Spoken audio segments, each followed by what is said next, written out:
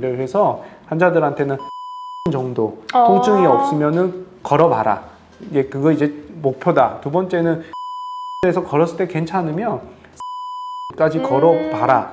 세 번째로 걷지 마라. 뭐 굉장히 비싼데 그게 도움이 된다고 생각하는 일부 선생님들과 요즘에 척추이신 이런 뭐 재활의학과 전문의 정성근 교수님도 하면 안 된다 이렇게 얘기를 하시는데 장기적으로는 디스크에 좀 좋지 않을 거다 이렇게 생각을 하기 때문에 저희 원장님께서 재수술을 하시는 걸로 척추 재수술로 엄청 또 유명하시거든요. 혹시 원장님께서 재수술 환자 이제 케이스를 다루신 것 중에서 생각나시는 사례가 또 있으실까요? 뭐 요즘에는 뭐 많지는 않은데요. 저한테 수술하러 오기 전에 5번 수술을 받고 오셨는데 제가 6번, 7번, 8번을 한 적이 있죠. 그 일반적으로 이제 재수술을 받게 되는 경우는 좀 환자가 이 수술이랑 좀 안 맞는 분들이 있어요. 그러니까 예를 들어서 그 수술을 대충 해놨는데 물론 제가 한 건 아니고요. 가서 야 정말 대충 해놨다 했는데 결과 너무 좋으신 분들. 그러니까 MRI 찍으면 뭐 디스크도 남아 있고. 신경도 별로 제대로 안 넓혀놨는데 안 아프대요. 언니 이렇게 했는데 어떻게 안 아프지? 뭐 이런 경우도 있고요. 두 번째는 뭐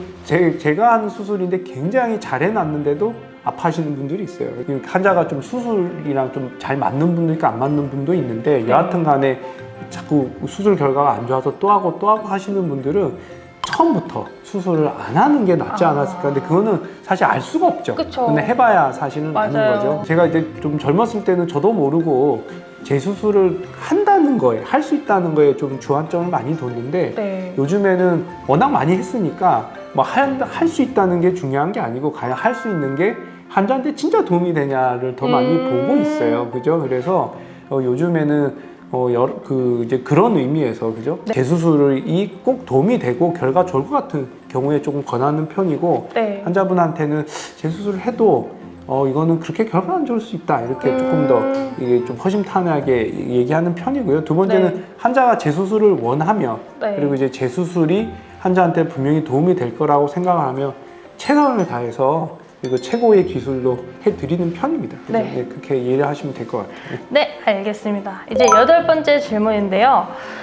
지금 상태는 수술 후 통증이 심해 잘 걷지를 못하는 상태라고 하세요. 과거에 걷기 운동을 많이 하는데 10,000보 이상 걸었고 이렇게 많이 걷는 운동을 해도 되는지 이런 질문을 또 주셨어요. 좋아지려고 수술을 한 거잖아요. 수술했는데도 허리가 너무 아파서 잘 못 걷겠다 이러면은 조금 수술 결과가 좋지 않다라고 얘기해야죠. 만약에 의사 선생님이 수술을 하고 나서 허리가 더 아파서 못 걸을 수 있습니다 이렇게 얘기했으면 수술을 당연히 안 받았겠죠. 그죠? 환자들은 뭐 제가 이제 그날 그 수술하고 그날 걷거든요. 아침에 수술하면 저녁에 그냥 보통 걸리는데 환자한테 물어봐서 대부분 이제 다리가 터질 듯이 아파서 수술을 하죠. 그래서 환자분 좀 어떠세요? 얘기하면 아파요 이런단 말이에요. 그럼 이제 다시 구체적으로 물어봐야 돼요. 그래서 다리 아프신 거 어떠냐 했더니 그거는 좋아졌습니다. 그러면 어디가 아프세요? 이러면은 이게 여기가 허리가 아프대요. 그러면 어머니 그거 수술했으니까 제가 구멍도 뚫고 뭐 뼈도 깎고 이러니까 아픈 거죠. 그랬더니 그래요. 그런단 말이에요. 그죠? 그러니까 조금 더 좀 구체적으로 물어봐야 되고요. 어머니 지금 걸을 수 있을 것 같은데 이러면 이렇게 하면 이게 또 걸어요. 그러면 허리 별로 안 아프니까 걸으니까 왜 별로 안 아프네? 그죠? 뭐 이러죠. 그죠? 그래서 사실은 이제 이 수술하고 수술 부위의 통증은 며칠 가죠. 뭐 예를 들어서 수술한 지 2주나 4주가 지났는데도 허리가 너무 아파갖고 걷지도 못할 때 그거는 조금 문제가 있는 거죠. 그리고 이제 두 가지를 봐야 되는 게 시간이 더 지나면 좋아질 거냐 아니면 시간이 지나도 안 좋아질 거냐 이런 거를 좀 보면 되는데 제가 아까도 말씀드려서 일주일 안에 안 좋아지면 50%나 안 좋아지면 조금 문제가 될 거다 이런 거고요. 이 두 번째는 우리가 이제 디스크에 좋은 운동은 제가 늘 말하지만 바른 자세로 걷기밖에 없다. 그죠? 바른 자세로 이렇게 걸어야지 골판에 있는 줄기세포가 자극이 돼서 이 디스크가 힐링에 도움이 돼요. 그죠? 그리고 두 번째로 대부분 마비 있는 환자들이 이 수술을 하기 때문에 바른 자세로 걸어줘야지 혈액순환도 잘 되고 근육의 자극도 되고 마비도 돌아올 수 있겠죠. 그래서 바른 자세로 걷기는 해라 얘기를 하는데 지나치게 많이 걷는 거는 당연히 좋지 않습니다. 특히 이제 마비가 있는 환자가 너무 많이 걸으면 너무 힘들지 않겠어요? 그죠? 그러니까 뭐 자동차로 치면 고장난 차가 서울에서 부산까지 가면 문제가 되지 않겠습니까? 안전한 범위 안에서 걷기를 해야죠. 그래서 환자들한테는 30분 정도 통증이 없으면은 걸어봐라. 그거 이제 목표다. 두 번째는 30분에서 걸었을 때 괜찮으면 45분까지 걸어봐라. 세 번째로 1시간 이상 걷지 마라.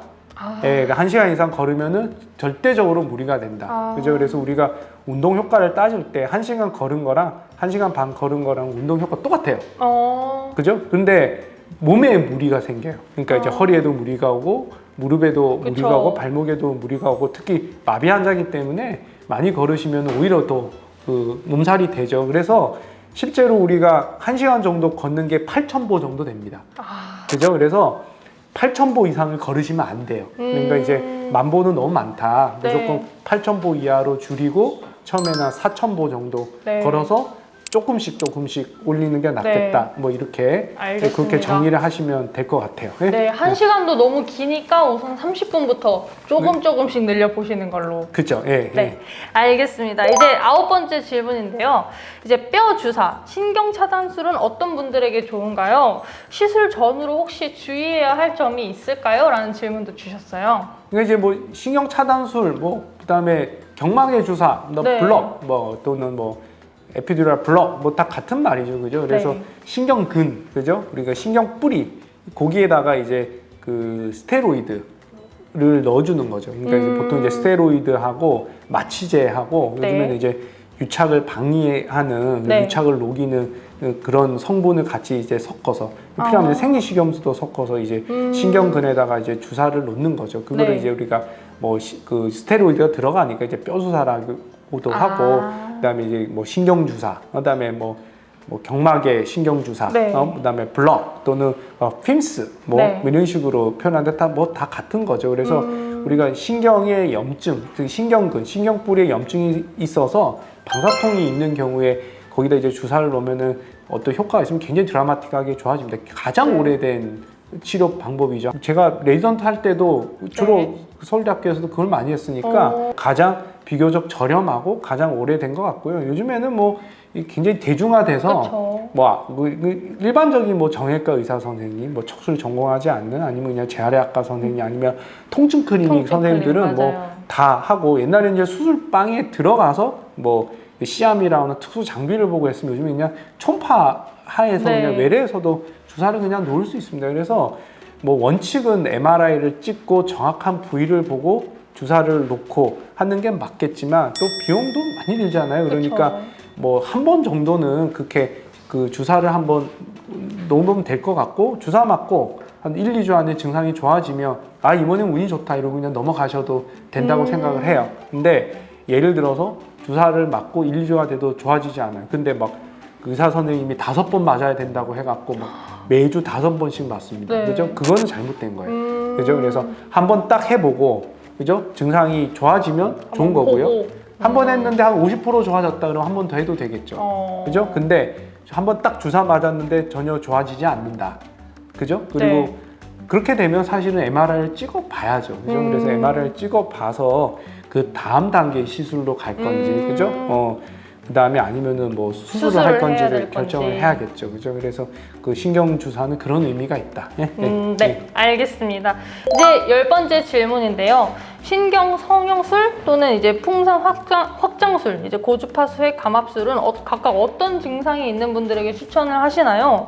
시술하신 분들 중에 그런 사례가 있으셨는지도 궁금합니다. 척추 시술이죠, 그죠? 그러니까 옛날에는 한 20년 전에 이제 우리들 병원에 가면 다 수술하라고 했었잖아요, 그죠? 그리고 그때는 이제 미세 침습 수술, 뭐 대학병원 가면은 째고 나사 받고 이렇게 하는데 뭐 덜 째고, 그죠? 한 3cm 정도 째고 뭐 현미경으로 간단하게 수술하는 이런 미세 뭐 침습 수술, 뭐 이런 게 이제 우리들 병원의 아주 상징 같은 뭐 사실 그런 거였고요.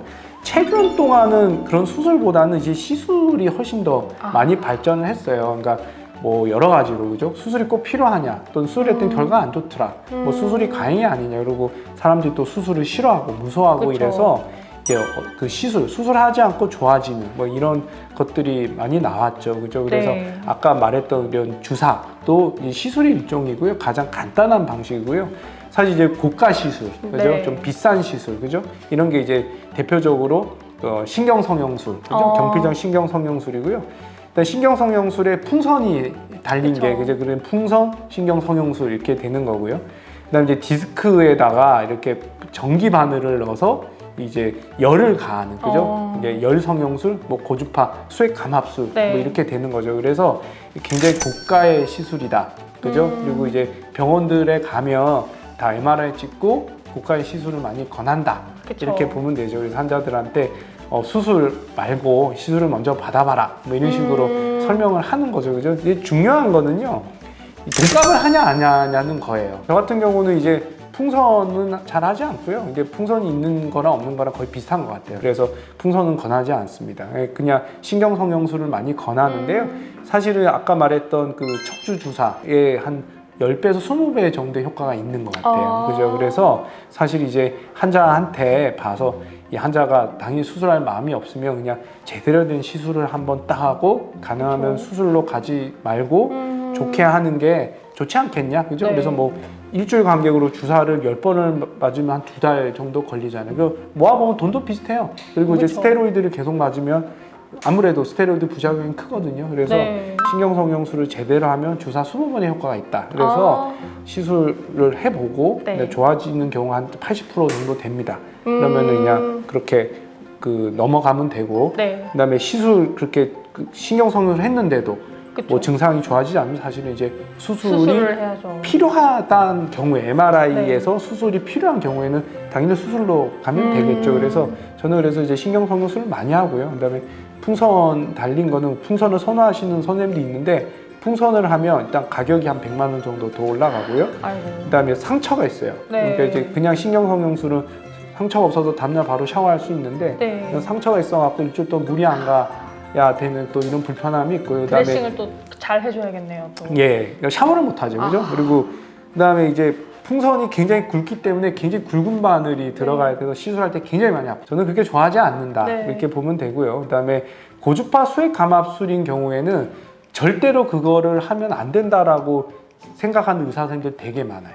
그러니까 뭐 고주파가 굉장히 비싼데 그게 도움이 된다고 생각하는 일부 선생님들과 요즘에 척추이신 이런 뭐 재활의학과 전문의 네. 정성근 교수님도 고주파는 하면 안 된다 이렇게 얘기를 하시는데, 저도 사실 이제 고주파가 장기적으로는 디스크에 좀 좋지 않을 거다 이렇게 생각을 하기 때문에 네. 사실은 그렇게 권하지는 않습니다. 네. 그죠? 그래서 지금 말했던 거는 가장 우리나라에 이제 유행하고 있는 이런 아주 고가의 시술들이다 이렇게 네. 보고 의사 선생님들이 전문 병원에 가면 굉장히 열심히 환자들한테 하라고 권하는 거다. 권하는 시술이다. 이렇게 이해하시면 될 것 같아요. 네, 알겠습니다.